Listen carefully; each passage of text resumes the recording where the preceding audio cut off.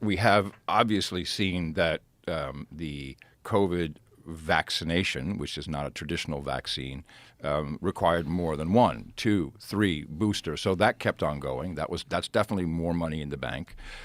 But the financial system and the big pharma are connected in this regard. The financial system, I believe, the financial system needed a lockdown, needed a complete stop of spending. Everyone just had to stop and sit in your place because we never really fixed what happened in 2009.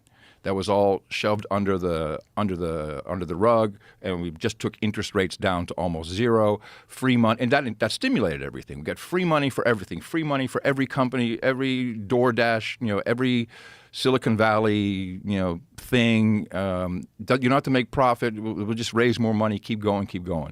Until, if you look at what's something called the reverse repo market, it's a banking thing, spiked just like it did just before the Great Recession, the housing bust. That's right then is when, we got a lockdown, we've got a pandemic. And I would argue that seeing as, this recent bug that people have that's going around, which is not COVID, it's not flu, whatever it is. RSV? No, it's unidentified. No, I don't think anyone cares anymore, although it seems to be pretty bad. It was the media that really freaked everybody out. We got, we had death counts on the screen, all this stuff going on and on and on. And everyone stayed home, and that allowed everything to calm down, allowed the financial markets to do some shuffling back and forth. And then we did, of course, what they needed to do is create a whole bunch of extra money and get that out there, which, of course, is what caused inflation. And this is going to be here for a while. And so those two are linked, whether purposefully or not. The lockdown and the pandemic and the fear and the destruction of companies and jobs, et cetera, was beneficial to the financial system. And now I think they're just out of control. I think it's like 40% of all dollars ever created, which, they're printed basically on a computer, were made in the last 3 years. What? So since the dollar started, yes. No way. Jamie, look it up. Oh, my God. Yeah, 40%. Oh, my God. I can't handle this. Yeah, and that went to, you can. And that went to, a lot of people got really rich. If you look at Lake Austin, after the pandemic, everybody upgraded their toys. There was new speedboats. Everyone had everyone who had money just made more and just did incredibly well. So here it is. This was November 21. Is it a big deal that 40% of U.S. dollars was printed in the last 12 months? No, it's not. Well, thank you. What is this guy's name? It's not. All right. How do you say that guy's name? I don't know him. But how do you say his name? Sohit Miglani. Okay, please read first. I received a high amount of negative comments and emails telling me that inflation is real and my article is wrong. Please note that nowhere in my article do I say that inflation doesn't exist. It is real, and it is happening. The goal of the article was to separate the current economic conditions from the impact of the 40% printing statistics and the fact that they are not related in the way most politicians would communicate.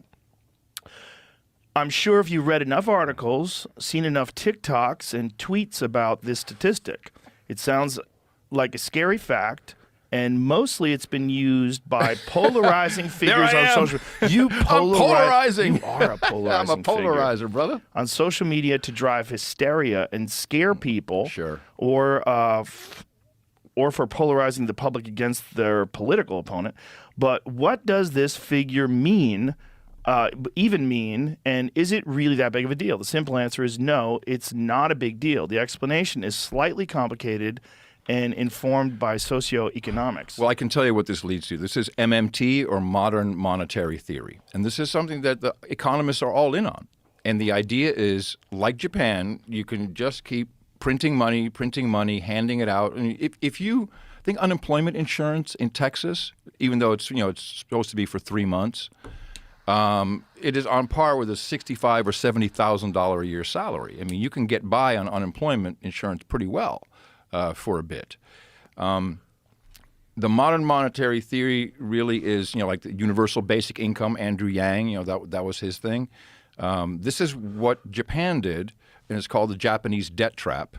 And you just keep printing and printing. The problem you have is you need to have young people. You need to keep making human beings. Oh, boy. And this is the problem. And I've spoken to bankers, like real Wall Street guys. I know them, they're friends.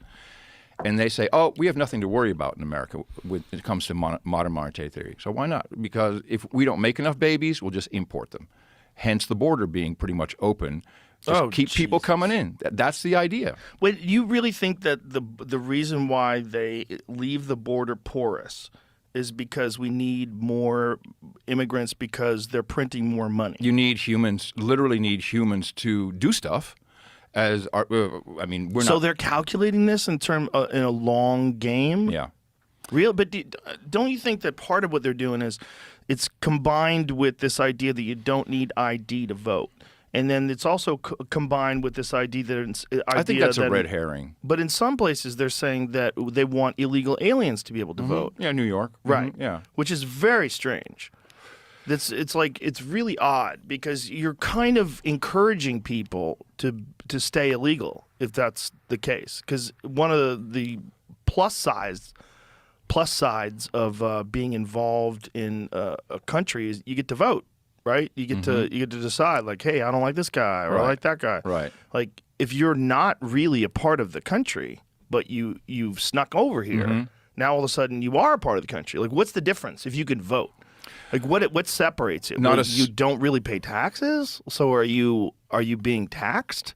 You're getting sales tax but what if you're not registered? Like, if you're not really an American citizen, are you paying taxes? It doesn't matter.